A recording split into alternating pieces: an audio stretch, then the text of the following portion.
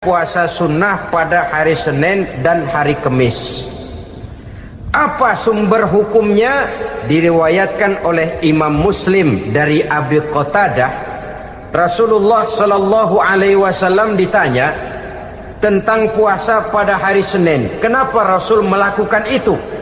Beliau menjawab, "Zalika yaumu wulidtu fihi wa yaumu bu'istu au unzila alayya fihi." Hari Senin itu adalah hari di mana aku dilahirkan dan hari di mana aku dibangkitkan. Wahyu pertama turun kepadaku pun pada hari itu. Maka sunnah melaksanakan puasa pada hari itu. Adapun hari Kamis, ada hadis yang diriwayatkan oleh Imam Turmuzi dari Abi Hurairah, Nabi bersabda, "Tu'radul a'malu yaumul isnaini wal khamisi fa uhibbu ay yu'radu amali wa ana sha'im." Disetor amal setiap manusia pada hari Senin dan pada hari Kamis. Maka aku ingin, kata Nabi, agar pada saat amalku disetor itu aku sedang puasa. Jadi malaikat itu menurut riwayat ini mencatat dan menyetorkan catatan amalan seseorang pada hari Senin, hari Kamis. Tiap hari Senin amalan kita disetor oleh malaikat. Catatan terakhir tentu yang sedang kita kerjakan, sehingga yang masuk daftar, saya tinggalkan orang ini, dia sedang puasa, karena naik catatan amalnya pada hari Senin. Kamis diangkat lagi, catatan paling akhir, saya tinggalkan orang ini, dia sedang puasa. Itu makna fa uhibbu ayyurada amali wa ana shaim. Aku senang kalau pada saat amalku disetor, catatan paling akhir aku lagi puasa. Satu keistimewaan. Alangkah celaka tiap amalan disetor kita sedang berbuat jahat. Senin, Kamis, teler, mabok, judi. Tiap amalan disetor, catatan akhirnya saya tinggalkan si fulan lagi teler. Laporan Senin. Kamis laporan lagi, saya tinggalkan si fulan lagi mirip kartu. Saudara hadirin yang saya muliakan, alangkah jeleknya catatan kita. Oleh karena itu sunnah puasa pada hari Senin dan hari Kamis. Ini amalan sunnah, saudara-saudara. Dan oleh karena ini amalan sunnah, sebagian ulama memberikan penjelasan, walaupun lupa niat, kalau sudah malam itu lupa niat, boleh niatnya sudah siang puasa sunnah ini, dengan catatan dari pagi belum makan apa-apa. Malam saudara lupa, tahu-tahu ingat ini hari Senin, ini hari Senin, dah jam 10, niatlah jam 10 itu, sah puasanya asal dari pagi belum makan apa-apa. Tapi kalau sudah dapat 2 piring baru niat jam 10, itu lain, ngojek namanya.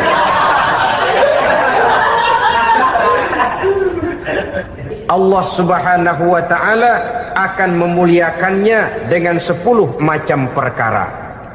Saudara, ini keuntungannya. Yang pertama, orang yang puasa di hari-hari 10 bulan Zulhijjah diberikan al-barakah fi umrihi, diberikan keberkahan pada umurnya. Setiap kita ingin memperoleh umur yang berkah. Umur yang berkah itu yang bagaimana? Apa yang jumlahnya panjang? Mungkin. Tetapi yang jelas umur yang berkah ini adalah umur yang bisa dipertanggungjawabkan di hadapan Allah Subhanahu wa ta'ala. Artinya umur yang diisi penuh dengan kebajikan, umur yang diisi dengan segala macam kegiatan ibadah, dan umur yang dengan demikian sungguh pun kita sudah mati, jasad terkubur dalam tanah, nama kita akan tetap hidup, dikenal orang oleh karena kebajikan yang kita kerjakan. Saya kira akan lebih merupakan azab ketimbang nikmat kalau orang diberikan umur panjang tapi hanya untuk menumpuk-numpuk dosa saja.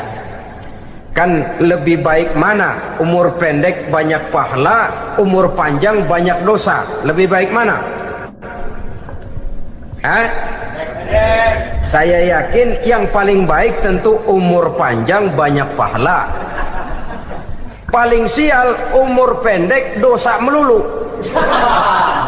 Sudah diberikan umur pendek tidak seberapa, dosa berlipat ganda. Itu kalau orang kampung bilang tekor namanya. Rugi. Umur pendek hanya untuk menumpuk-numpuk dosa. Boleh jadi kalau umat-umat zaman dulu, saudara, mereka diberikan umur panjang. Nabi Adam, kita tahu Nabi Adam itu 2000 tahun umurnya. Nabi Nuh 950 tahun. Umatnya ya rata-rata segitu itu. Nah, kalau mereka misalnya punya umur 800 tahun, lalu 200 tahun mereka melakukan dosa, kan masih punya restan 600 tahun untuk taubat. Karena umurnya diberikan jatah panjang. Kita ini oleh Allah Subhanahu wa taala, umat Nabi Muhammad ini umurnya pendek-pendek. Kalau nyontoh Nabi 63 tahun saja. Kalau diberikan 70 tahun umur kita sekarang, itu sudah dapat jatah lebih 7 tahun. Alhamdulillah bahwa Allah memberikan saat-saat, waktu-waktu, tempat-tempat yang punya nilai istimewa, sehingga umur yang pendek ini bisa bernilai panjang, nilai ibadahnya bisa bernilai pahala seperti umat yang berumur panjang dahulu itu. Karena itu manfaatkan umur dengan baik, dan salah satu keberkahan daripada umur akan datang dengan melaksanakan ibadah puasa sunnah. Ini yang pertama. Yang kedua, az-ziyadatu fi malihi, berikan tambahan hartanya, menjadi orang kaya. Kaya apa? Kaya hati setidak-tidaknya. Karena dengan tekun dan rajin melaksanakan ibadah puasa, yang segera tertanam dalam jiwa seseorang merasakan cukup di dalam kehidupan. Itulah dia orang yang paling kaya, orang yang hidupnya paling cukup. Kalau orang sudah merasa cukup dalam hidupnya, maka itulah dia orang yang kaya. Saudara-saudara kaum muslimin rahimakumullah, puasa sunnah memberikan tambahan harta, usahanya berkembang, dengan demikian membawa keberkahan, hartanya makin bertambah, akan menunjang ibadahnya kepada Allah, lebih memantapkan dan membawa ketenangan dalam hidupnya. Itu termasuk berkahnya melaksanakan puasa sunnah itu. Yang ketiga, al-hifzu fi iyalihi, diberikan penjagaan, perlindungan terhadap keluarganya. Anaknya sehat, sanak famili dan handai tolannya terjaga dan terpelihara dari segala malapetaka, dari segala mara bahaya. Kesehatannya terjamin dan terpelihara. Itu sudah merupakan modal yang sangat besar di dalam kita mengarungi kehidupan. Sebab rasanya sulit untuk bahagia. Duit kita banyak sekali. Usaha kita selalu mendatangkan untung yang berlipat ganda. Tapi sebentar-sebentar anak kita sakit, yang ampek, yang korengan, yang kena musibah, ndak karu-karuan sakit, berobat sampai jutaan rupiah. Itu kan sudah tidak membawa kebahagiaan. Uang masuk yang begitu banyak jumlahnya, habis akhirnya untuk berobat saja. Sebenarnya hitung-hitung ya seri-seri juga. Usaha berhasil, duit banyak, habis untuk berobat. Lah sama juga saudara-saudara. Jadi dengan demikian, biar duit kita banyak, asal keluarga pada sehat saja, udah enak bener itu. Duit banyak, ekonomi cukup, keluarga sehat, nikmat rasanya menjalani kehidupan ini. Yang kiamat sudah duit kagak barang seperak, keluarga ampek semua. Kiamat sudah. Saudara hadirin yang saya hormati, jadi yang ketiga, Allah memberikan pemeliharaan terhadap keluarganya. Satu kali orang dipelihara Allah, tidak satu kekuatan pun yang bisa mencelakakan. Satu kali orang disengsarakan Allah, tidak satu tenaga pun yang mampu menyelamatkannya. Itulah sebabnya perlindungan Allah, pemeliharaan Allah terhadap diri dan keluarga sangat kita perlukan di dalam kehidupan ini. Dengan melaksanakan ibadah puasa, kita mendekatkan diri kepada Allah. Dengan dekat kepada Allah, maka Allah pun dekat kepada kita. Sehingga dalam hadis qudsi dikatakan, ta'arraf ilallahi firraha ya'rifka fi syiddah. Ingatlah kepada Allah di waktu kamu senang, agar Allah ingat kepada kamu di waktu kamu susah. Yang kita laksanakan kadang-kadang sebaliknya. Waktu susah kita ingat Allah, waktu senang kita lupa Allah. Akhirnya nanti pada waktu kita melarat, kebelangsak, susah dan sebagainya, pertolongan tidak akan datang kepada kita. Benar, ta'arraf ilallah firraha ya'rifka fi syiddah. Ingatlah kepada Allah di waktu kamu susah, ingatlah kepada Allah di waktu kamu senang, agar Allah ingat kepadamu di waktu kamu mendapat kesusahan. Umumnya watak manusia memang kalau sudah dapat susah, ingat kepada Allah. Waktu duduk, waktu berbaring, sambil tidur, dalam segala keadaan Allah disebutnya, Allah dimintakan pertolongannya. Tapi dikala dia berada pada posisi di atas angin, merasa senang, bahagia, Allah terlupakan. Saudara-saudara kaum muslimin, itu yang ketiga. Yang keempat, at-takfiru li sayyiatihi. Orang yang melaksanakan puasa sunnah itu diampuni segala dosa dan kesalahan yang telah dilakukannya. Dan yang kelima, at-tad'ifu li hasanatihi, diberikan balasan yang berlipat ganda dari segala kebaikan yang dikerjakannya. Satu berbalas 7, 7 bisa berbalas 10, 10 masih berbalas 100, masih ditambah dengan wallahu yudha'ifu liman yasha. Allah melipat gandakan pahala orang-orang yang dikehendakinya. Maka carilah satu kebaikan yang apabila kita kerjakan, dosa akan dihapus dan nilai pahalanya menjadi berlipat ganda. Satu kali kita bekerja, 2-3 pulau bisa kita raih dan kita jangkau. Yang keenam, orang yang melaksanakan puasa sunnah di bulan Zulhijjah, at-tashil li sakarati mautihi, diberikan kemudahan pada saat menghadapi sakaratul maut. Maut a mysterious problem. Dia adalah pintu yang setiap orang pasti akan memasukinya. Bahwa mati adalah mati, itu semua kita tahu. Tapi hakikat orang pada saat menghadapi mati itu kan berbeda-beda. Ada yang matinya itu gampang sekali, persis orang tidur saja, tidak nampak gelisah, tidak bikin susah yang hidup, tidak gelimpangan di tempat tidur, persis seperti orang mau tidur saja. Ada yang sulit sekali menghadapi sakaratul maut, gelimpangan di tempat tidur, bikin bingung orang yang nunggu. Kadang-kadang seperti kerbau digorok lehernya. Saudara-saudara, sulit menghadapi sakaratul maut. Oleh karena itu Rasulullah sallallahu alaihi wasallam sering beliau itu kalau berdoa membaca Allahumma hawin alayya fi sakaratil maut. Ya Allah, mudahkan saya di dalam menghadapi sakaratul maut. Rasulullah saja, saudara, orang yang ibadahnya paling banyak, orang yang hatinya paling bersih, orang yang akhlaknya paling luhur, masih berdoa semacam ini.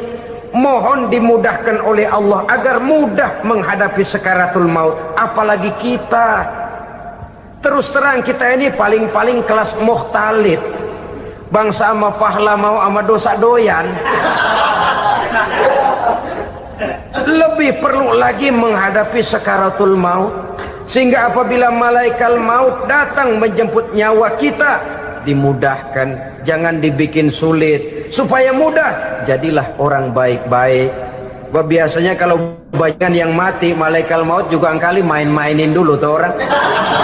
dikutak-katik, ditakut-takutin dan segala macam. Saudara hadirin yang saya hormati, maka menghadapi sakaratul maut ini merupakan kunci. Apakah seseorang bisa husnul khatimah atau bisa su'ul khatimah? Salah satu jalan untuk memudahkan diri menghadapi sakaratul maut, melaksanakan puasa sunnah di bulan Zulhijjah ini.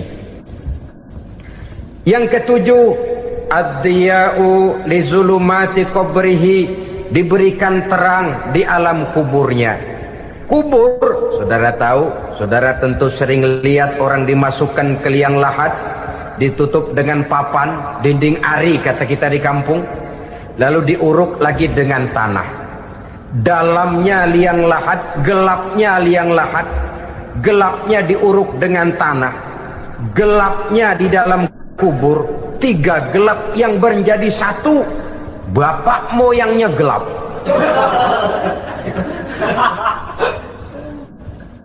Puasa sunnah ini merupakan terang di alam kubur kita nanti.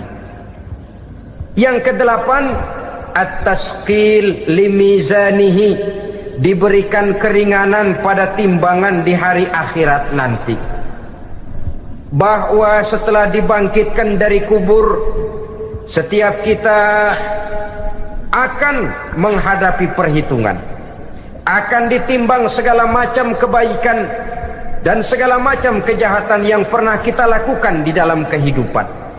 Orang yang melaksanakan ibadah puasa sunnah, at-tasqilu limizanihi, diberikan keringanan timbangan hari akhiratnya nanti. Yang kesembilan, an-najah minal bala, diberikan keselamatan dari segala macam bencana. Dan yang ke-10, as-su'ud ala darajatihi, diberikan ketinggian, naik derajatnya, derajat di dunia, lebih-lebih lagi derajat di akhirat nanti. Ini keutamaan yang diberikan Allah Subhanahu wa ta'ala kepada mereka yang melaksanakan ibadah puasa 10 hari di bulan Zulhijjah menurut penjelasan sebagian dari para ulama kita. Jadi setelah puasa Muharram ada lagi puasa Zulhijjah. Kemudian puasa sunnah yang ketiga, puasa sunnah pada hari Senin dan hari Kamis. Apa sumber hukumnya? Diriwayatkan oleh Imam Muslim dari Abi Qatadah, Rasulullah sallallahu alaihi wasallam ditanya tentang puasa pada hari Senin. Kenapa Rasul melakukan itu? Beliau menjawab, zalika yaumu wulidtu fihi wa yaumu bu'istu au unzila alayya fihi. Hari Senin itu adalah hari di mana aku dilahirkan dan hari di mana aku dibangkitkan. Wahyu pertama turun kepadaku pun pada hari itu. Maka sunnah melaksanakan puasa pada hari itu. Adapun hari Kamis, ada hadis yang diriwayatkan oleh Imam Turmuzi dari Abi Hurairah, Nabi bersabda, tu'radul a'malu yaumul isnaini wal khamisi fa uhibbu an yu'radu amali wa ana sha'im. Disetor amal setiap manusia pada hari Senin dan pada hari Kamis. Maka aku ingin, kata Nabi, agar pada saat amalku disetor itu aku sedang puasa. Jadi malaikat itu menurut riwayat ini mencatat dan menyetorkan catatan amalan seseorang pada hari Senin, hari Kamis. Tiap hari Senin amalan kita disetor oleh malaikat. Catatan terakhir tentu yang sedang kita kerjakan, sehingga yang masuk daftar, saya tinggalkan orang ini, dia sedang puasa. Karena naik catatan amalnya pada hari Senin. Kamis diangkat lagi, catatan paling akhir, saya tinggalkan orang ini, dia sedang puasa. Itu makna fa uhibbu ayyurada amali wa ana shaim. Aku senang kalau pada saat amalku disetor, catatan paling akhir aku lagi puasa. Satu keistimewaan. Alangkah celaka tiap amalan disetor kita sedang berbuat jahat. Senin, Kemis, teler, mabok, judi. Tiap amalan disetor, catatan akhirnya saya tinggalkan si Fulan lagi teler. Laporan Senin. Kemis laporan lagi, saya tinggalkan si Fulan lagi mirit kartu. Saudara hadirin yang saya muliakan, alangkah jeleknya catatan kita. Oleh karena itu sunnah puasa pada hari Senin dan hari Kemis. Ini amalan sunnah, saudara-saudara. Dan oleh karena ini amalan sunnah, sebagian ulama memberikan penjelasan, walaupun lupa niat, kalau sudah malam itu lupa niat, boleh niatnya sudah siang puasa sunnah ini, dengan catatan dari pagi belum makan apa-apa. Malam saudara lupa, tahu-tahu ingat ini hari Senin, ini hari Senin, dah jam 10, niatlah jam 10 itu, sah puasanya asal dari pagi belum makan apa-apa. Tapi kalau sudah dapat 2 piring baru niat jam 10, itu lain, ngojek namanya.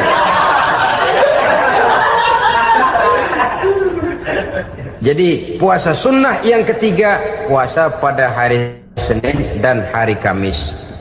Yang keempat, puasa jenis sunnah yang keempat, puasa 6 hari di bulan Syawal.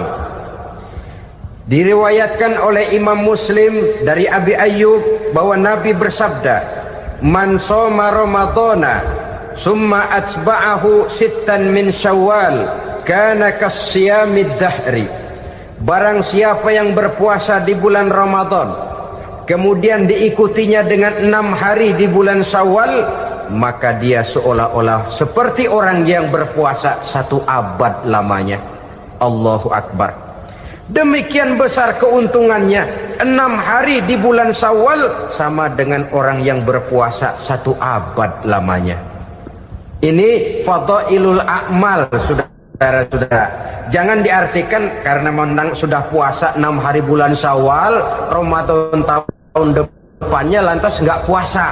Kenapa? Ukurannya sudah 1 abad. Bukan itu pengertiannya. Ini mendorong orang memberikan ganjaran pahala yang sedemikian besar. 6 hari setelah Ramadan, artinya di bulan Syawal, tidak pada hari pertama Syawal karena haram hukumnya berpuasa pada hari fitri itu. 6 hari di bulan Syawal, tinggal lihat yang mampunya saja, boleh berurutan, boleh tidak berselang-seling, boleh, asal saja jumlahnya 6 hari selama masih bulan Syawal itu.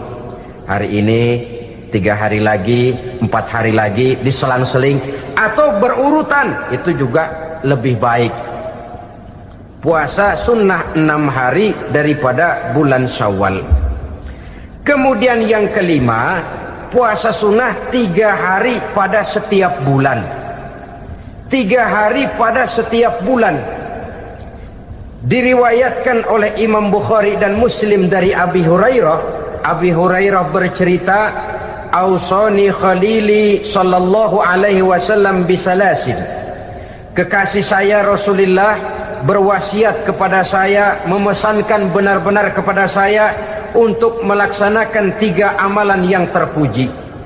Pertama, siyamu salasati ayyamin min kulli syahrin. Puasa 3 hari dalam setiap bulan. Ini wasiat yang pertama. 3 hari pada setiap bulan. Tidak peduli bulan apa saja. Dalam artian ya bulan menurut perhitungan Islam ya. Muharram, Safar, Rabiul Awal, Rabiul Tsani, Jumadal Ula, Jumadil Akhir, Rajab, Sya'ban, Ramadan, Syawal, Zulqa'dah, Zulhijjah dan selanjutnya. 3 hari pada setiap bulan. Tanggalnya tanggal berapa saja. Lebih utama pada yang disebut Yaumul Bid, yaitu hari-hari di mana bulan menunjukkan purnama. Tanggal 13, tanggal 14 dan tanggal 15 pada setiap bulannya itu disunahkan melaksanakan puasa. Itu wasiat pertama, puasa 3 hari pada setiap bulan. Wasiat yang kedua, wa rak'atai duha, melaksanakan sholat duha sekurang-kurangnya 2 rakaat. Itu wasiat yang dipesankan benar kepada saya, kata Abi Hurairah. Pertama, puasa 3 hari pada setiap bulan. Yang kedua, usahakan jangan meninggalkan 2 rakaat minimal daripada sembahyang duha. Kita tahu sembahyang duha itu sembahyang sunnah di waktu pagi seketika matahari naik sepenggalahan. Sekurang-kurangnya 2 rakaat, sebanyak-banyaknya 8 rakaat. Di antara fadilah atau keutamaan daripada sholat duha ini yaitu menyangkut masalah rezeki dan usaha. Kemudian wasiat yang ketiga, wa an utira qabla an anama. Beliau sangat berwasiat kepada saya untuk sholat witir sebelum tidur. Artinya sholat malam sebagai amalan sunnah di dalam kehidupan kita. Jadi saudara-saudara, dalam hidup ini kita akan selalu berbentur dengan keperluan. Kalau pada suatu saat kita sudah sampai kepada tahap berpikir ini keperluan saya, tentu hal-hal semacam ini akan kita kerjakan. Kita belum tergerak melaksanakan ini semua oleh karena barangkali kita merasa belum memerlukannya. Karena itu marilah kita berusaha di samping melaksanakan puasa yang wajib juga melaksanakan puasa yang sunnah di dalam kehidupan kita. Ini jenis puasa-puasa yang sunnah. Kemudian yang kedua, ada macam puasa yang disebut puasa nazar. Hukum pelaksanaannya wajib apabila nazarnya sudah terwujud. Puasa nazar, puasa yang dikaitkan dengan suatu persoalan. Umpamanya, kalau saya lulus ujian, saya akan puasa 1 minggu lamanya. Begitu ujiannya ternyata lulus, dia wajib bayar nazarnya. Puasa 7 hari, tidak lagi sunnah, tapi wajib karena dia nazarkan. Asal saja tidak sah nazar kepada yang makruh, apalagi kepada yang haram. Umpamanya nazar, kalau tembus 6 nomor mau puasa 3 hari. Itu nazar semacam itu bukan saja tidak sah, tapi haram hukumnya. Tidak boleh nazar kepada yang makruh, apalagi kepada yang haram. Jadi apabila maksud yang sudah kita niatkan tercapai, wajiblah nazar itu dibayar, yaitu kalau nazarnya sunnah melaksanakan ibadah puasa.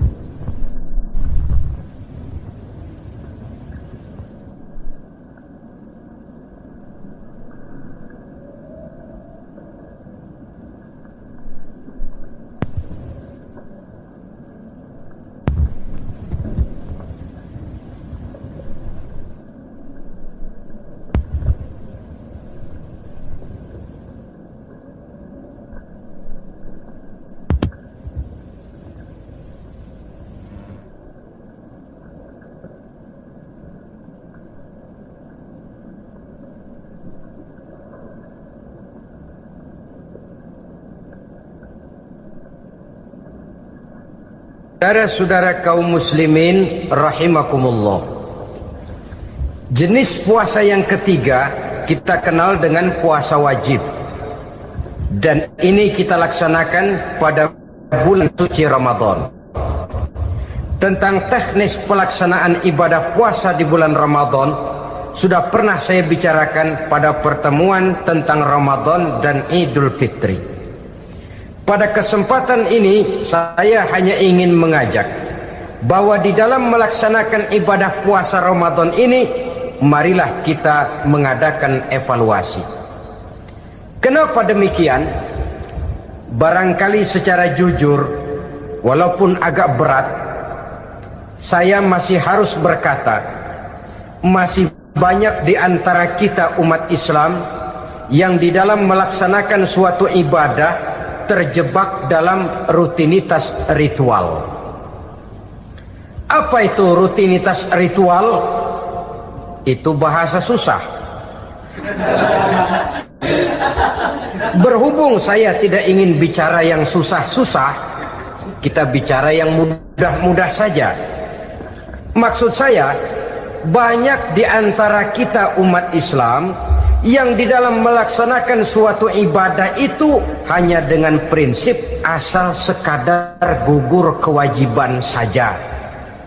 Akibatnya, sampai sejauh mana ibadah itu berhasil membentuk kepribadian diri kita, kita jarang mengadakan evaluasi dan penilaian. Salat yang penting gugur kewajiban. Puasa yang penting sudah gugur kewajiban. Haji yang penting sudah gugur kewajiban. Maka jangan heran kalau itu yang jadi prinsip, ibadah lantas tidak punya dampak dalam membentuk kepribadian diri. Banyak orang yang rajin sholat tapi munkarnya jalan terus. Sampai kadang-kadang kita bingung, yang sembahyang dia, yang nyolong dia. Puasanya kelihatannya tekun tapi tidak punya kepekaan sosial. Sama yatim piatu bersifat masa bodoh, sama fakir miskin malah gemes. Tidak lantas tumbuh kepekaan sosial walaupun dia sudah ikut merasakan tidak enaknya lapar dan haus. Ada juga yang sudah haji 4-5 kali mondar-mandir Jakarta Mekah, tapi gaya hidupnya tetap seperti katak di kolong tempurung, picik, sempit pandangan, dangkal hati, tidak terbuka walaupun sudah melihat Islam dalam skala internasional. Yang dia lihat, yang dia saksikan, yang dia pandang tidak sanggup menggugah dan mengubah jiwanya, tidak bisa mewarnai pandangan hidupnya. Inilah akibatnya kalau ibadah hanya dikerjakan dengan prinsip asal sekadar gugur kewajiban. Hasilnya yaitu tadi, hajinya cuma menang topi putih sama serban. Sholatnya cuma prinsip asal gugur kewajiban. Begitu juga puasanya, begitu juga zakatnya dan ibadah-ibadah lainnya. Bukan tanpa satu maksud. Jikalau Allah Subhanahu wa ta'ala memerintahkan kita melaksanakan ibadah puasa di bulan suci Ramadan, bahkan maksud itu sangat pada penghujung ayat yang memerintahkan kita puasa. Ya ayyuhalladzina amanu kutiba alaikumus syiyam kama kutiba alal ladzina min qablikum la'allakum tattaqun. Orang yang beriman diwajibkan atas kamu berpuasa, telah diwajibkan juga kepada orang-orang yang sebelum kamu, la'allakum tattaqun, agar kamu dengan puasa itu menjadi manusia yang bertakwa kepada Allah Subhanahu wa ta'ala.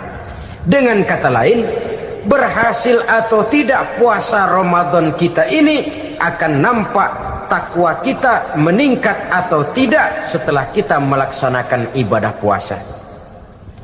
Sehingga kalau orang mengatakan Ramadan itu merupakan month of training, bulan latihan, keluar latihan tentu harus semakin naik dan baik gaya kehidupan kita. Jadi tujuan utama daripada pelaksanaan ibadah puasa adalah untuk membentuk manusia yang bertakwa. Nah, takwa itu kata Imam Qusairi hurufnya ada 4. Ta, qaf, wawu, ya. Masing-masing huruf ini simbol dari pribadi orang yang bertakwa, bina dan dibentuk oleh pelaksanaan puasanya. Mari kita lihat. Huruf ta adalah lambang dari sifat tawadhu, rendah hati. Orang yang bertakwa, orang yang tidak mempunyai sifat sombong. Puasa menanamkan kita kesadaran terhadap kelemahan, terhadap keterbatasan, terhadap segala ketidakmampuan yang kita miliki. Ya Allah, baru sehari nggak kena makan, nggak kena minum, sudah begini lemesnya. Puasa memang, kalau pagi orang masih sehat, masih terdorong oleh sahur, siang masih lumayan, tapi zuhur ke atas biasanya mulai sikap lemah manusiawi, keterbatasan kekuatan biologis itu mulai nampak. Dari sini tanam satu kesadaran, kalau begitu apa yang mau disembuhkan di hadapan Allah? Kaya, siapa sih orang paling kaya? Ilmu, siapa sih orang paling pintar? Pangkat, siapa sih orang paling tinggi jabatannya? Dari sifat semacam ini lahir introspeksi, rasa mawas diri, timbul sifat tawaduknya, rendah hatinya, tidak melonjak menjadi angkuh dan sombong lantaran sedikit kemampuan dan kekuatan yang dimilikinya. Lalu untuk sikap yang lebih jauh, terwujudlah, terbentuklah apa yang dinamakan stabilitas temperatur batin. Orang tetap konstan menjaga nilai-nilai idealisme yang pernah dimilikinya. Dia mulai dengan adil, dia berjalan tetap dengan keadilan, dan dia berakhir juga tetap dalam keadilan. Jangan mulainya adil, tengahnya setengah adil, di akhirnya malah zolim sama sekali. Ini tidak punya stabilitas temperatur batin. Kan banyak orang begitu toh. Mulanya benar, belakangan mau benar sendiri. Mulanya sudah rela berkorban buat kepentingan orang banyak, belakangan malah selalu mengorbankan kepentingan orang banyak. Waktu di bawah rajin baca ayat kursi, dapat kursi lupa ayat. Stabilitas temperatur batin, tertipu oleh perasaan seolah-olah situasi dan kondisi sudah serba memungkinkan, sudah serba menguntungkan. Orang yang dibentuk pribadinya oleh pelaksanaan ibadah puasa, dia sadar apapun keberhasilannya, apapun kedudukannya, apapun nilai kekayaannya, itu cuma sebagian kecil sekali dari apa yang ada pada zat Allah Subhanahu wa ta'ala. Hati tidak takabur, sesuai dengan namanya takabur dari kalimat takabbaro ya takabbaru, membesar-besarkan diri. Orang yang suka membesar-besarkan diri, orang yang tidak yakin bahwa dirinya orang besar, lalu dibesar-besarkan dirinya. Sebenarnya itu sudah satu sikap di mana dia tidak percaya kepada diri sendiri. Dirinya sebenarnya bukan apa-apa, cuma ingin dianggap besar, lalu dibesar-besarkan. Takabbur namanya. Puasa sekali lagi melatih kita menanamkan kesadaran akan kelemahan dan keterbatasan kita sebagai makhluk. Itu sikap tawadu. Fir'aun, saudara tahu Fir'aun, lama-lama dia jadi raja, lupa diri dan lupa daratan, melonjak menjadi angkuh dan sombong sampai kepada puncak kekurang ajarannya, memproklamirkan dirinya menjadi Tuhan. Hitler juga begitu. Pendeknya orang manakala tidak ada kesadaran tentang dari mana segalanya berasal dan kemana segalanya akan kembali, dia mudah out of control. Kalau sudah out kontrol, maka dia akan melakukan perbuatan yang melampaui batas. Itu yang pertama. Jadi orang takwa, orang yang rendah hati, salah satu tujuan daripada pelaksanaan ibadah puasa menanamkan sikap rendah hati. Dari sikap rendah hati ini yang timbul lalu apa? Kepekaan sosial. Kalau saya puasa, saya sudah merasakan bagaimana tidak enaknya lapar. Saya sudah merasakan bagaimana tidak enaknya haus. Tapi bagaimanapun, saya lapar cuma sebentar, saya haus cuma sebentar. Selesai maghrib, lapar saya hilang, haus saya hilang. Bagaimana yatim piatu, orang-orang tua jompo yang perlu santunan, orang-orang miskin yang terkapar di kolong-kolong jembatan, yang tiap hari merasakan perasaan seperti ini, tanpa tahu kapan hidup dan nasibnya akan berubah. Tidur beratapkan langit, berselimut koran. Kalau demikian, saya ini beruntung. Kalau demikian, apa yang bisa saya lakukan untuk mereka? Kepekaan sosial ini lalu timbul dalam apa yang orang sekarang namakan solidaritas, kesetiakawanan sosial. Hidup tidak hanya untuk kepentingan diri dan perutnya sendiri saja, tapi mau menolong, mau membantu orang yang memang memerlukan bantuan dan pertolongan itu sendiri. Jangan setelah tahu lapar tidak enak, haus tidak enak, tapi kita tidak mau tenggang rasa, tidak mau timbang rasa. Begini loh tidak enaknya lapar, begini loh tidak enaknya haus. Ini terjadi pada diri saya masih mampu, masih berbuka puasa. Bagaimana yang tiap hari merasakan seperti ini? Tidak Ramadan, tidak Syawal, tidak Zulqa'dah, tidak Zulhijjah, selalu kelaparan dan kehausan. Dari sana timbul kepekaan sosial. Lalu lahirlah sikap pemurah, dermawan, mau menoleh ke kiri dan ke kanan. Bahkan Al-Quran itu sampai mengancam betul.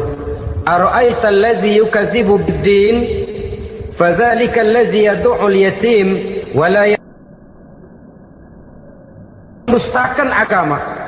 Islam mendustakan Islam. Salat dia tapi mendustakan salat. Dia tapi mendustakan puasa. Siapa mereka itu? Fadzalika allazi yad'u al-yatim. Merekalah orang-orang yang meninggalkan anak-anak yatim. Wa la yahuddu ala ta'amil miskin, dan tidak pernah memberi pertolongan, tidak memerintahkan memberi makan kepada fakir miskin, walaupun dia berada pada posisi dan kondisi yang memang dia mampu. Nah, kalau dia tidak mampu itu lain soal. Dia mampu, dia tahu, dan dia diam saja. Itu termasuk yukadzibu biddin, orang-orang yang mendustakan agama. Berlindung kita kepada Allah, jangan sampai termasuk ke dalam kelompok itu. Yang kedua saudara, huruf takwa itu qaf. Qaf adalah lambang dari sifat qanaah. Qanaah artinya merasa cukup. Puasa melatih kita untuk bersikap cukup dalam hidup. Kalau kita perturutkan menjelang saat berbuka, menunggu waktu berbuka, istilah orang di Jawa Barat ngabuburit katanya. Kita menunggu saat berbuka, segalanya saja ingin kita beli, segalanya saja ingin kita minum, semuanya saja ingin kita makan. Sebab nafsu sudah begitu berupa, perut sudah sedemikian lapar, kerongkong sudah sedemikian haus, rasanya semuanya saja ingin kita telan. Tapi tahukah kita bahwa setelah maghrib berbunyi, berapa banyak yang kita makan, berapa banyak yang kita minum? Sesuaikah dengan keinginan kita tadi siang? Tadi siang semuanya ingin kita makan, tadi siang semuanya ingin kita minum. Setelah berbuka, berapa banyak yang kita makan, berapa banyak yang kita minum? Itulah kehidupan.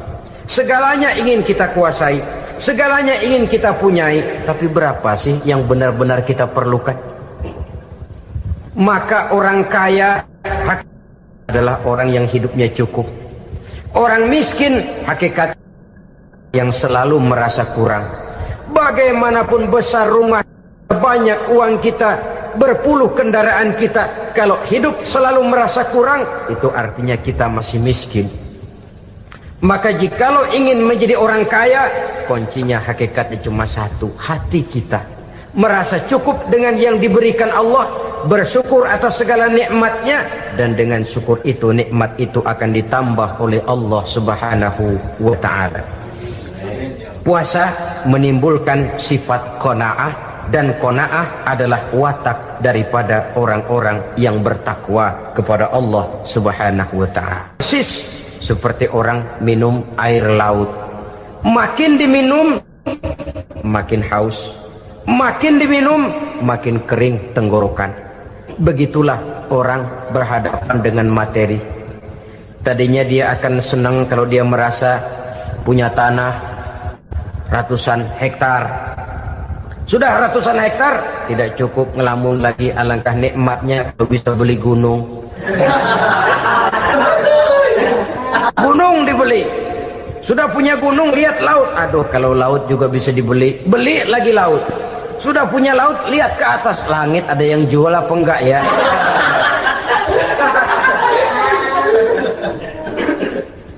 Seperti orang berhadapan dengan air laut yang makin diminum makin membuat kita haus dan makin kering tenggorokan ini. Maka itu harus dihentikan. Sikap untuk menghentikan itu tidak lain adalah dengan sifat qanaah itu tadi. Merasa cukup dengan apa yang diberikan Allah, mensyukuri nikmatnya. Itu yang kedua. Yang ketiga, pada kalimat takwa ada huruf wawu.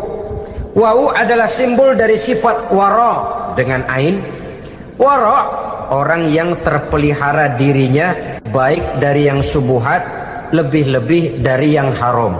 Subuhat, saudara tahu, barang yang remeng-remeng. Tapi sungguh pun remeng-remeng, kira-kira prosentasenya 70-30. 70% haram, 30% kemungkinan halalnya. Maka yang subuhat lebih baik dijauhi daripada diambil. Orang yang punya kepribadian wara, dirinya terpelihara, jangankan dari yang haram, dari yang subuhat saja dia sanggup menjaga dan memelihara dirinya. Oleh karena itu saya heran kalau orang di bulan Ramadan dia sanggup menjaga diri di waktu siang dari jenis makanan yang halal, dari jenis minuman yang haram. Ada tahu nganggur di meja siang, enggak dia makan. Ada air teh nganggur di meja siang, enggak dia makan. Padahal itu jenis makanan dan minuman yang halal. Tapi ketika datang maghrib, dia berbuka dengan makanan yang dibeli dari uang yang dihasilkan dengan cara yang haram. Bukankah itu sesuatu yang terbalik? Bukankah dengan demikian sudah tidak lagi menimbulkan sikap yang bisa memelihara dan menjaga kepribadian diri? Orang yang membiasakan diri terpelihara dari yang subuhat apalagi yang haram, maka baik yang dipakainya, yang diminumnya, yang dimakannya terdirilah dari barang-barang yang baik yang dihalalkan oleh agama. Wara. Kemudian yang keempat, pada huruf kalimat takwa ada huruf yakin. Huruf ya, simbol dari sifat yakin. Orang yang puasa dibentuk kepribadiannya mempunyai satu keyakinan yang tangguh, dan keyakinan adalah ciri daripada orang yang takwa. Kita lihat yang dipanggil melaksanakan ibadah puasa ini kan iman, karena memang sulit untuk melaksanakan puasa kalau tidak iman yang jadi dasar. Setidaknya seperti sudah pernah saya sampaikan, ibadah puasa ini memang sulit terkena penyakit show. Kalau kita sholat barangkali terangsang karena kelihatan orang lain. Kalau kita pergi haji mungkin jadi sugesti karena orang banyak tahu. Kalau kita bayar kita jadi terangsang karena banyak orang lihat. Tapi kalau sudah puasa, puasa itu kan yang tahu cuma kita dan Allah saja. Ya, kita sholat, orang lain lihat, kita jadi rada semangat. Kita pergi haji, orang lain banyak ngantar, kita semangat. Kita bayar zakat, orang lain banyak saksikan, kita bersemangat. Tapi kita puasa, siapa yang mau nyaksiin kita puasa? Siapa yang mau memuji kita puasa? Siapa yang mau menyanjung kita puasa? Itu cuma urusan kita dan Allah. Oleh karenanya, dasar daripada pelaksanaan ibadah yang harus mencegik tenggorokan segalanya jadi nikmatan. Tidak ada kerja yang lebih indah selain kerja yang didasarkan kepada satu keyakinan bahwa yang kita kerjakan itu adalah sesuatu yang benar. Dalam hal ini sesuatu yang diperintahkan oleh Allah Subhanahu wa taala kepada kita. Saudara-saudara kaum muslimin rahimakumullah. Demikianlah titik evaluasi kita.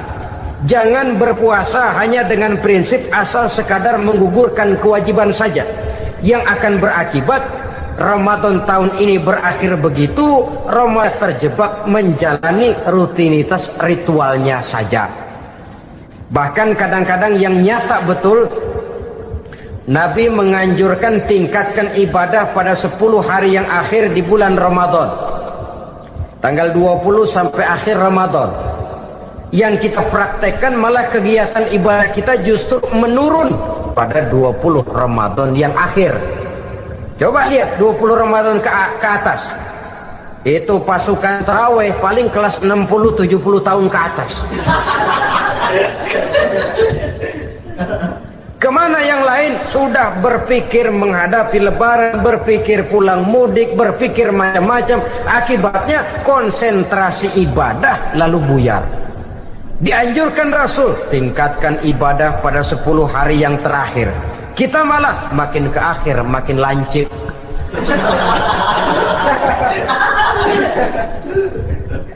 Saudara-saudara kaum muslimin rahimakumullah, kita terjebak oleh sesuatu yang sementara, oleh sesuatu yang bersifat kulit, lalu meninggalkan isinya. Padahal jikalau kita tidak mengisi Ramadan dengan kegiatan ibadah, berarti kita tidak keluar dari Ramadan dengan jiwa yang baru, yang sudah ditempa oleh pengalaman ibadah di bulan Ramadan. Artinya kita tidak kembali kepada fitrah, kesucian seperti saat kita dilahirkan. Lalu kalau kita tidak kembali kepada fitrah, apa yang mau kita rayakan pada Idul Fitri itu? Di mana letak kegembiraan kita? Di mana letak kebahagiaan hati? Kembalikah kita kepada fitrah? Tidak. Benarkah puasa yang kita kerjakan? Kelihatannya juga tidak. Adakah dampak dari pelaksanaan ibadah dalam pribadi kita? Tidak. Kadang-kadang Ramadan selesai malah teriak merdeka.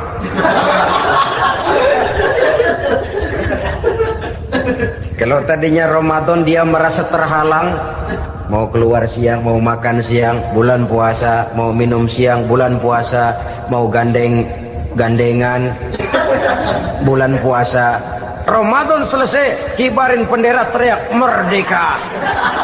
Lalu kembali merajalela. Saudara-saudara, dampaknya tidak akan kelihatan. Padahal puasa yang baik, la'allakum tattaqun, membentuk manusia yang bertakwa kepada Allah Azza wa Jalla. Nah, sekarang apa kemudahan dan keistimewaan yang akan diberikan Allah kepada mereka yang sampai kepada tingkat takwa ini? Al-Quran menjelaskan, pertama, may yattaqillaha yaj'al lahu makhraja. Barang siapa yang bertakwa kepada Allah Subhanahu wa taala, maka dia akan diberikan makhraja. Makhraja itu jalan keluar dari segala macam kesulitan. Jalan keluarnya ada saja. Menurut ukuran kemampuan dia tidak mungkin, mustahil, tidak bisa, mana mungkin. Tapi pada waktunya ada saja jalan keluarnya. Termasuk jenis yang yaj'allahu makhraja. Orang yang bertakwa kepada Allah selalu diberikan jalan keluar dari segala kesulitan yang dihadapinya. Siapa sih orangnya yang tidak pernah sulit dalam hidup? Siapa orang yang tidak pernah mengalami kesulitan? Tapi kadang orang menilai, itu kelihatannya hidupnya enak aja ya, kayaknya nggak pernah mengalami kesulitan. Sebenarnya bukan tidak pernah mengalami kesulitan, Allah selalu memberikan jalan keluar dari segala kesulitan yang dihadapinya. Lah kalau Allah yang memberikan jalan keluar, tentu sangat mudah sekali. Orang yang bertakwa diberikan jalan keluar dari segala macam kesulitan. Satu. Yang kedua, wa yarzuqhu min haitsu la yahtasib. Dia akan diberikan rezeki oleh Allah dengan jalan yang tidak disangka-sangka. Rezekinya datang dengan cara yang tidak disangka-sangka. Gajinya mungkin kecil, tapi penghasilannya gede. Kan itu yang penting. Gaji dan penghasilan kan lain tuh. Boleh jadi gaji kecil, asal penghasilan gede, kan nikmat hidup itu. Nah, penghasilan ini ada yang bisa kita perkirakan. Bisa kita perkirakan. Misalnya gaji itu tadi. Kalau saya kerja, gaji saya begini. Ada rezeki yang masuk min haitsu la yahtasib. Tidak kita sangka-sangka, tidak kita duga-duga, tahu-tahu ada saja rezeki. Datang orang bawa persoalan yang mendatangkan hasil. Sebab rezeki, jodoh, maut memang seperti bayangan. Kita uber-uber dia lari, kita diem dia diem. Kan gemesin itu. Bayang-bayang itu begitu. Kita kejar, dia lari. Rezeki juga begitu. Kita diam, dia diam. Setengah mati yang namanya rezeki kita cari, kita uber. ngobek sampai ratusan bohong kita kerjain. Tapi memang belum waktunya, ya sulit untuk tembus. Tapi kadang-kadang giliran kita nongkrong di rumah, datang orang bawain rezeki. Itulah yang namanya rezeki. Tapi ini untuk orang yang bertakwa. Kalau tidak punya kredibilitas takwa, jangan lalu pakai ayat ini. Diberikan Allah dengan rezeki dengan jalan yang tidak disangka. Kan ada ayatnya dah, kita mah manteng aja di rumah dah. Ntar juga tuh rezeki datang. Ini fasilitas yang diberikan kepada orang yang wa may yattaqillah, bertakwa kepada Allah, yarzuqhu min haitsu la yahtasib, diberikan rezeki dengan cara yang tidak disangka-sangkanya. Maka kadar ketakwaan jangan membuat kita buruk sangka. Tuh orang ya nggak kemana-mana, duitnya ada aja. Kalau dia takwa, Allah berikan jalan keluar. Yang lantas ngelihat kiai orangnya ahli ibadah, ilmunya tinggi, akhlaknya luar biasa, takwanya tinggi, rezekinya lancar, lalu husnuzon nih kiai nggak kemana-mana, duitnya banyak, miara tuyul kali ini. Itu termasuk jaminan Allah yang masuk kategori min haitsu la yahtasib. Yang ketiga, yaj'al lahu min amrihi yusra, dimudahkan segala urusannya. Dimudahkan segala urusannya. Kemudian yang keempat, yukaffir anhu sayyiatihi wa yu'azzim lahu ajra, diampuni segala kesalahannya dan dibesarkan pahala kebaikan yang dikerjakannya. Maka mudah-mudahan puasa yang kita kerjakan mengantarkan kita kepada ketakwaan kepada Allah, dan takwa membuka janji Allah kepada kita di dalam kehidupan ini. Saudara kaum muslimin rahimakumullah, harta adalah amanat dan akan kita pertanggungjawabkan. Allah melebihkan rizki sebagian kita dari yang lain agar kita saling tolong menolong, bantu membantu. Nabi janjikan, siapa yang meringankan beban saudaranya muslim di dunia, Allah akan meringankan bebannya di akhirat nanti. Sebuah jaminan dari baginda Nabi. Si orang yang kita bantu barangkali tidak bisa membalas, Allah yang akan membalas lewat jalan lain yang tidak pernah kita sangka-sangka. Selalu berusaha menyimpan sesuatu yang bisa membawa manfaat, baik untuk dirinya, untuk anak cucunya, maupun untuk keluarganya, untuk masa kini dan masa depannya. Kadang simpanan itu berbentuk uang, kadang berupa tanah, lain saat berbentuk pabrik, dan lain sebagainya. Sementara masa depan yang paling pasti adalah akhirat. Jika untuk masa depan dunia kita rela memeras keringat, membanting tulang, pergi pagi dan pulang petang, menyimpan uang, menyimpan tanah, menyimpan pabrik, pernahkah kita merenung jika satu saat kiamat datang, kita dibangkitkan dari kubur masing-masing, berdiri di padang mahsyar untuk mempertanggungjawabkan seluruh kegiatan hidup kita di dunia ini. Lalu kita akan menuju ke alam akhirat. Sudahkah kita mempunyai simpanan untuk akhirat kita? Pada pertemuan kali ini saya ingin menyampaikan sebuah hadis di mana Rasulullah sallallahu alaihi wasallam bersabda, arba'un min kanzil jannah, simpanan sorga ada 4 macam. Yang pertama, ikhfa'us sadaqah, menyembunyikan sedekah. Saudara-saudara kaum muslimin, sebagaimana yang kita maklum bahwa Allah subhanahu wa ta'ala melebihkan sebagian rezeki dari kita terhadap yang lain. Ada yang kaya, ada yang setengah kaya, ada yang miskin, ada yang setengah miskin, dan selanjutnya. Ada yang gajinya kecil tapi penghasilannya gede. Ada yang penghasilannya gede tapi nggak punya gaji. Ada juga yang memang gajinya gede dan penghasilannya gede. Kelebihan rezeki merupakan sunnatullah dan tidak harus membuat kita merasa lebih dari yang lain. Bahkan sebaliknya, kelebihan itu harus membuat kita ringan tangan untuk menolong mereka yang memang memerlukan pertolongan. Kalau saudara diberikan ilmu, maka pertanyaan akhirat cuma satu: ilmumu kau amalkan untuk apa?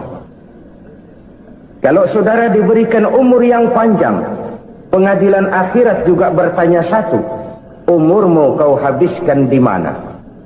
Tapi kalau saudara diberikan harta, pengadilan akhirat akan bertanya dua: hartamu kau dapat dari mana, kau belanjakan kemana? Dari mananya ditanya, dan kemananya juga ditanya. Oleh karena kita akan dimintakan pertanggungan jawab, maka amanah yang bernama harta ini harus kita gunakan dengan sebaik-baiknya. Ada penggunaan yang merupakan kewajiban, itu zakat namanya. Ada penggunaan yang sewaktu-waktu, itu infak namanya. Ada yang lebih sewaktu-waktu lagi, dan itu sedekah namanya. Zakat dia terikat oleh haul dan nisab, oleh putaran batas waktu dan ukuran dari harta itu sendiri. Sedangkan infak terikat oleh situasi dan kondisi perekonomian seseorang. Sedangkan sedekah tidak terikat dengan apapun. Dalam kondisi seperti apapun kita bisa melakukan sedekah dengan yang terkecil sekalipun. Sampai-sampai Rasulullah sallallahu alaihi wasallam mengajarkan, la tahqiranna minal ma'rufi syai'an walau an talqa akhaka biwajhin talik. Atau ada hadis, tabassumuka fi wajhi akhika laka sedekah. Senyumanmu kepada temanmu adalah sedekah. Jadi untuk melakukan sedekah tidak harus dalam berbentuk uang. Dengan ilmu kita bisa sedekah, dengan tenaga kita bisa bersedekah, dengan pikiran kita bisa bersedekah, bahkan senyum kepada teman itu pun sedekah. Jadi kalau sedekah dengan uang memang belum punya uang, nyengir aja banyakin. Itu asal pada tempatnya, jangan lalu ketemu tiang listrik cengengesan. Tentu tidak pada tempatnya dan tidak wajar. Nah, sedekah yang paling dicintai Allah adalah sedekah yang disembunyikan. Artinya jauh dari sifat riya. Kan kadang-kadang ada orang sedekah itu disebutkan namanya. Apa tidak bagus? Kalau memang niatnya ikhlas, ya bagus-bagus saja. Untuk memberikan sugesti kepada yang lain. Di Fulan bin Fulan nyumbang sekian, diumumkan. Boleh kalau niatnya untuk memberikan rangsangan kepada yang lain supaya dia menyumbang lebih besar dari orang tadi. Tapi kalau itu mendatangkan riya, maka sedekah yang paling dicintai Allah adalah sedekah yang disembunyikan. Tangan kiri saja tidak tahu apa yang diberikan oleh tangan kanan.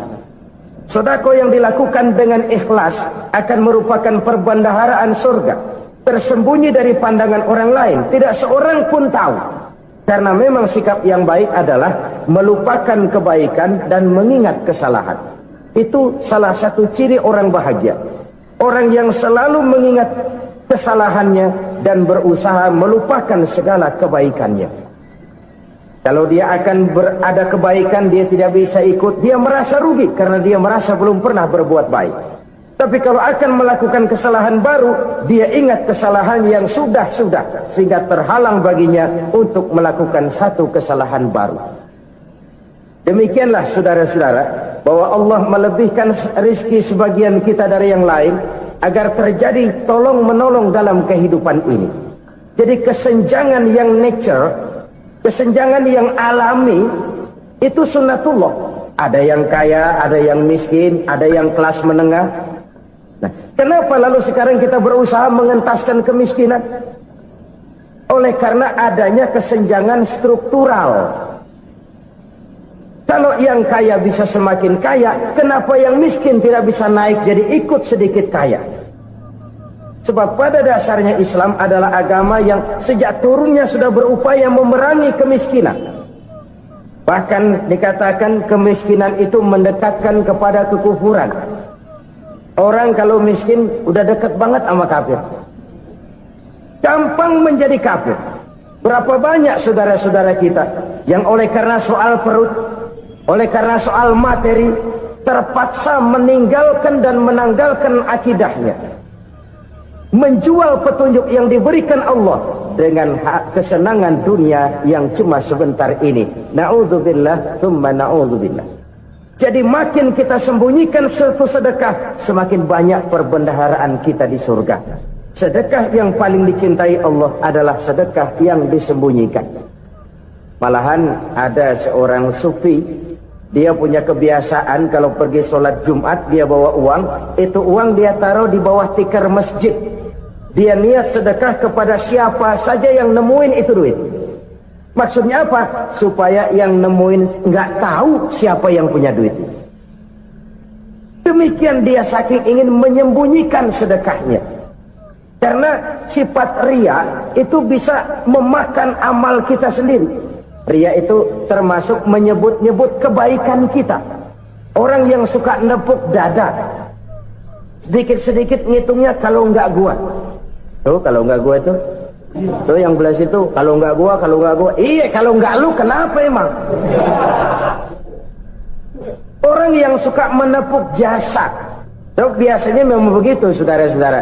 Kalau perang lagi berkecamuk, orang nggak sempat ngaku jadi pahlawan. Tapi begitu perang selesai, yang kagak kenal bedil ngaku pahlawan, mas. Itu sesuatu yang biasa. Oleh karenanya, orang-orang yang ikhlas dalam bersedekah, disembunyikannya sedekah itu, Allah cinta betul. Malahan ada hadis memberikan jaminan, inna shadaqatal mar'il muslimi tazidu fil umri wa tadfa'u mitatas su'i. Sesungguhnya sedekahnya seorang mukmin tazidu fil umri, bisa menambah umur panjang, wa tadfa'u mitatas su'i, dan menyelamatkan manusia dari mati secara su'ul khatimah. Jadi siapa yang kepengen panjang umur, banyaklah sedekah. Yang bosan hidup, pelit terus. Sedekah menambah panjang umur dan menyelamatkan manusia dari mati secara su'ul khatimah. Pak, katanya umur itu nggak bisa ditambah, nggak bisa dikurangin. Kapan? Kalau ajal sudah datang. Fa idza jaa ajaluhum la yastakhiruna sa'atan wa la yastaqdimun. Kalau ajal datang tidak bisa dimajukan, tidak bisa dimundurkan. Itu kalau ajal sudah datang. Tidak bisa lagi umur ditambah dikurangi, sudah datang. Tapi kalau belum datang, itu kan haknya Allah. Mau ditambah, mau dikurangi, hak prerogatif Allah. Sebagai pencipta manusia, Allah Maha Kuasa dan Maha Mampu. Sedekah ini menambah panjang umur dan menyelamatkan manusia dari mati secara su'ul khatimah. Itu orang mati kan sama ya, kondisinya mati, nggak nafas. Tapi hakikat mati kan lain-lain. Ada yang mati itu husnul khatimah, baik akhirnya. Misalnya lagi ngaji mati, lagi sholat mati, lagi sedekah mati. Ini yang dinamakan dengan husnul khatimah, baik di akhirnya. Sebaliknya ada yang su'ul khatimah, jelek di akhirnya. Ini yang jadi catatan akhir. Lagi nyekek botol, mampus. Lagi banting kartu, modar. Su'ul khatimah, jelek pada akhirnya. Sedekah menyelamatkan manusia dari mati secara su'ul khatimah. Dan kita semua kepengen mendapat husnul khatimah, jauh dari su'ul khatimah. Oleh sebab itu yang bisa menyelamatkan kita dari penyakit itu antara lain adalah sedekah yang disembunyikan, yang dikerjakan dengan ikhlas karena Allah. Tidak karena kepengen dipuji orang, tidak karena ingin dikatakan orang pemurah, sebab orang dermawan itu orang yang memberi tanpa harus diminta. Kalau masih harus diminta, ya belum dermawan namanya, masih harus diminta. Kalau nggak diminta ya tulus, lolos, polos. Saudara-saudara kaum muslimin rahimakumullah, harta adalah amanat dan akan kita pertanggungjawabkan. Allah melebihkan rizki sebagian kita dari yang lain agar kita saling tolong menolong, bantu membantu. Nabi janjikan, siapa yang meringankan beban saudaranya muslim di dunia, Allah akan meringankan bebannya di akhirat nanti. Sebuah jaminan dari baginda Nabi. Si orang yang kita bantu barangkali tidak bisa membalas, Allah yang akan membalas lewat jalan lain yang tidak pernah kita sangka-sangka. Ada orang tanya, Pak, ini ada orang nyumbang masjid sambil marah-marah, gimana? Saya bilang sumbangannya aja ambil, marahnya jangan. Marahnya jangan diambil, itu urusan dia. Saudara-saudara kaum muslimin rahimakumullah, umat Islam ini kan umat yang punya potensi besar. Kadang kita merenung, kenapa kadang-kadang pembangunan masjid kok lambat sekali? Kalau hotel hari ini peletakan pertama, bulan depan peresmian. Supermarket hari ini peletakan batu pertama, minggu depan peresmian. Tapi kalau sudah yang namanya masjid, kadang-kadang peletakan batu pertama sekaligus jadi batu terakhir. 3 tahun, 4 tahun, campur nebar jalak di jalanan, duit dijaring kayak ikan sepat. Apa tidak ada orang Islam yang kaya? Banyak. Apa tidak ada pengusaha muslim yang jadi konglomerat? Ada. Lalu yang belum banyak itu yang komit terhadap nilai-nilai agamanya. Akhirnya kita jatuh jadi umat yang lemah. Belum ada pengusaha konglomerat muslim buka pabrik supermi cap beduk misalnya umpamanya atau pabrik kecap cap sorban supaya identitas keislamannya sedikit kelihatan. Kita jatuh jadi umat yang lemah karena potensi tidak terinventarisir dengan baik. Kita ini ibarat kompor yang cuma matengin nasi orang lain. Potensi kita dimanfaatkan oleh orang lain. Ukhuwah Islamiyah kita baru terbatas kepada silaturahmi. Ukhuwah di bidang ekonomi kita lemah, ukhuwah di bidang kebudayaan kita lemah, apalagi ukhuwah di bidang politik kita lebih rapuh lagi. Padahal ukhuwah itu adalah totalitas kehidupan manusia, menyangkut ipolek sosbud, memerlukan nilai-nilai ukhuwah. Jadi oleh karena itu mari kita menyadari, di dalam harta kita, walaupun kita yang cari, pergi pagi, pulang sore, peras keringat, banting tulang, di sana ada harta anak yatim, di sana ada hak masjid, di sana ada hak pesantren, di sana ada hak jihad. Berbahagialah seseorang apabila dia oleh Allah dijadikan keran. Keran itu menyimpan air, tapi tidak untuk dirinya, tapi disalurkannya kepada mereka yang memang memerlukannya. Saudara-saudara kaum muslimin rahimakumullah, ini yang pertama. Jadi perbendaharaan surga adalah menyembunyikan sedekah. Orang lain nggak tahu, kita pun nggak pernah ngitung-ngitung. Kita anggap lewat begitu saja, padahal itu deposit akhirat. Satu. Yang kedua, perbendaharaan surga itu apa?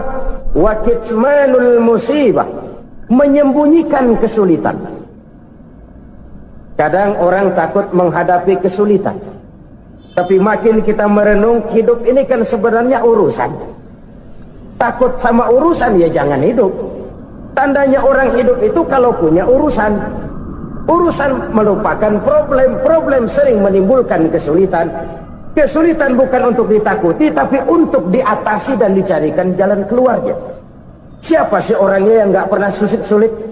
Makin tinggi status sosialnya, makin gede urusannya. Makin tinggi kualitas imannya, makin berat tingkat kesulitannya. Cuma memang yang namanya enak itu seperti pelangi. Biang lala itu nggak pernah di atas kepala kita, di atas kepala orang melulu. Lo sih enak lo, kata kita. Dia juga bilang yang enak kan lo. Pelangi itu nggak pernah di atas kepala kita. Kata tukang beca, aduh enak ya naik Mercy. Kata tukang beca, apa yang di dalam mobil Mercy? Aduh enak bener tukang beca, di jok ngeringkuk ngorok pules bener. Saya kamar pakai AC sejuk, tempat tidur sutra empuk, alga spring bed, kulak kulik nggak bisa pules kalau belum minum Valium, belum tidur. Enak bener tukang beca, di jok ngorok nggak tahu wetan kulon. Si tukang beca bilang yang di Mercy enak, yang di Mercy bilang tukang beca enak. Inilah enak, nggak pernah di atas kepala kita, di atas kepala orang lain melulu enak itu. Nah saudara-saudara, Yang merupakan perbendaharaan surga itu orang yang bisa menyembunyikan kesulitan, baik pribadi ataupun rumah tangga. Nih terutama rumah tangga yang jadi soalnya. Kadang-kadang kita ini kalau senang, sebaliknya kalau senang kita diam, kalem aja, cuek. Banyak banget duit kita, bawaan diam aja udah. Malah ketemu orang takut. Tapi begitu susah, sekampung tahu. Padahal Nabi mengajarkan perbendaharaan surga itu menyembunyikan musibah, menyembunyikan kesulitan. Kalau enak, cerita sama orang-orang. Kalau nggak enak, rasain sendiri, tekan sendiri, atasin sendiri. Kita kan sebaliknya. Tenang kita diam, asal lagi susah, paling tidak kita nyari teman buat cerita kesusahan. Siapa orangnya yang nggak pernah susah? Cuma soalnya bagaimana kita mengatasi kesusahan itu sendiri. Begitu juga misalnya kalau orang sudah berumah tangga, itu orang tuanya harus menjadi tempat dia cerita yang enak-enak saja. Yang nggak enak rasain berdua, selesaikan berdua, atasin berdua. Jangan dibalik. Asal senang diam, giliran susah saja. Maknya laporan. Terbalik. Bisa menjaga security informasi. Makan sama bayam, keluar diam, malah seluitan. Enak amat lo makan daging ayam. Security informasi. Saudara-saudara kaum muslimin rahimakumullah,